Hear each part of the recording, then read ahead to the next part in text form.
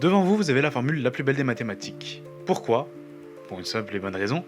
Il y a les deux opérateurs les plus utilisés. Donc on a ici l'addition et une multiplication. Mais en plus de ça, attendez, parce que c'est pas tout, on a les 5 constantes qui forment la base des mathématiques et qui sont les plus connues. Donc on va commencer forcément avec le 0 qui prouve le néant. Voilà. Ensuite, on a le 1 qui est la base des unités, qui est la base des nombres. Et en continuant sur cette histoire de base, on a i qui est la base des complexes. Si vous ne savez pas ce qu'est un nombre complexe, c'est pas de souci, on va revenir dessus juste après. Voilà. Bon, ensuite on a pi, on commence à connaître circonférence d'un cercle, ça va.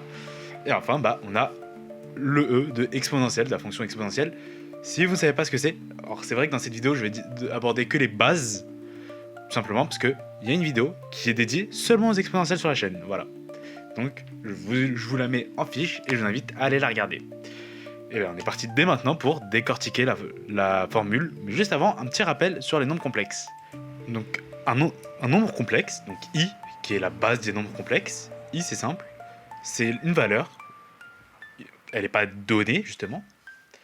Mais si on la met au carré, elle donne -1.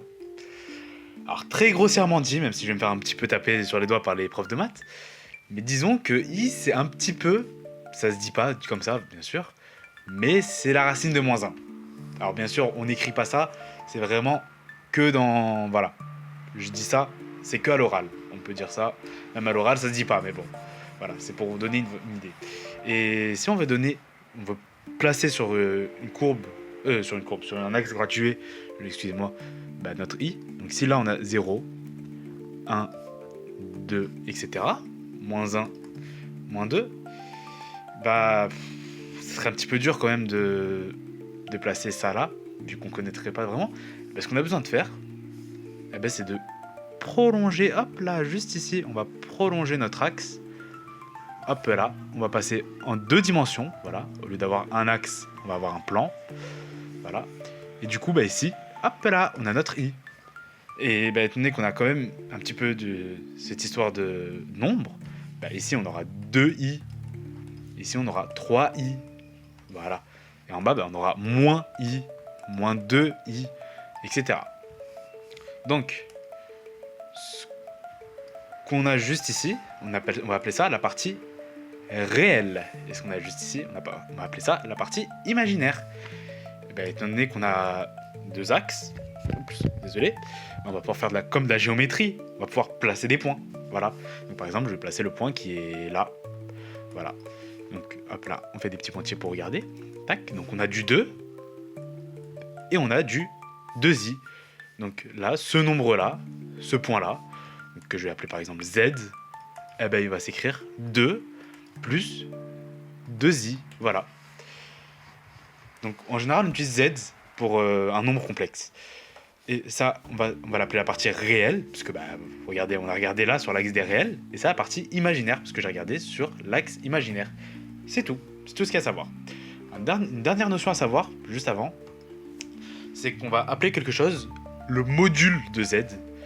Donc le module de z, voilà, comme ça, avec les 2 barres de la valeur absolue. C'est très simple, regardez, on prend le point, qui est juste là, on prend l'origine, hop là, et on va regarder la distance qui est entre les deux.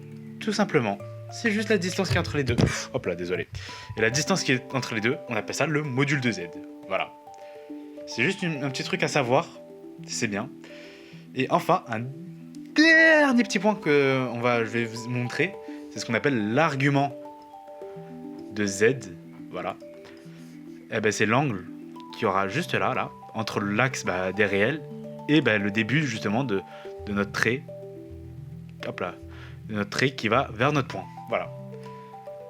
Et ça va être l'argument de z. Ça va être l'angle qui est entre les deux. Alors ces 2 derniers petits points là en rouge, si vous les avez pas vraiment compris, c'est pas très très grave, d'accord? C'est vraiment, j'ai essayé de pousser un petit peu le truc, mais vous n'en avez pas vraiment besoin pour comprendre la formule. Voilà.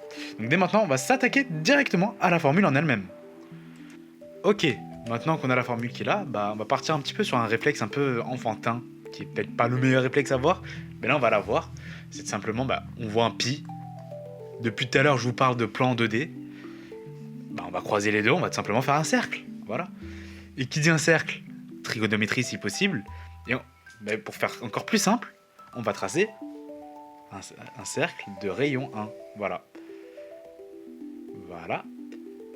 Nickel. Donc on va dire, hop là, on va faire notre cercle là, voilà. Et on va dire que ici on a 1. Ce qu'on va faire encore mieux maintenant, c'est qu'on va placer notre origine. Voilà, on va dire que notre centre c'est l'origine, tac. Donc hop là, on va placer comme ça, regardez, un repère.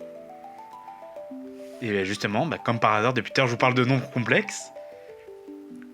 Et c'est pas un hasard, c'est tout simplement que maintenant, au lieu d'utiliser x et y, on va utiliser notre partie réelle et imaginaire. Voilà, donc là on va dire que c'est notre partie imaginaire comme tout à l'heure. Toujours pour les ordonnées, la partie imaginaire. Et pour les abscisses, la partie réelle. Voilà, donc là on a du 1. Ici, forcément on a du moins 1. Ensuite, ici, on a du i. Et en bas, forcément, on a du moins i. Bon voilà, nickel. Maintenant, je vais vous donner une petite formule, voilà. Faut la connaître, c'est... Justement, ça s'appelle la formule de l'air. Ça, c'est l'identité de l'air. Et la formule de l'air, enfin, c'est la formule exponentielle, c'est pas vrai, mais il y a un petit lien avec la formule de l'air.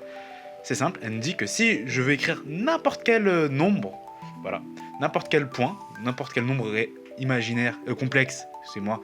Donc, en théorie, en pratique, ça veut dire que si je veux placer un point ici, ok.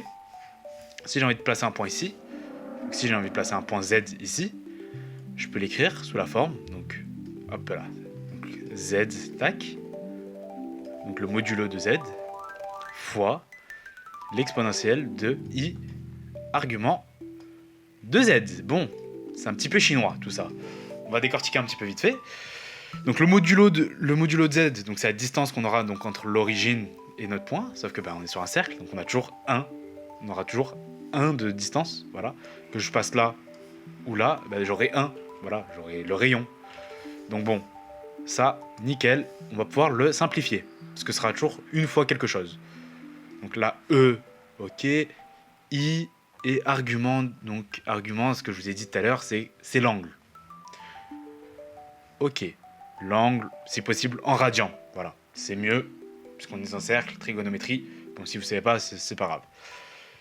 Bon, on va prendre un premier exemple. Hop là. Moi, j'ai envie de tester, voilà, on va tester le plus facile. Donc, hop là. Si je prends 0, un angle de 0 degré, donc en radian 0 aussi. Voilà. Donc ça fera E, I fois 0. Ok. Donc ça fait E de 0, forcément, il simplifie le I.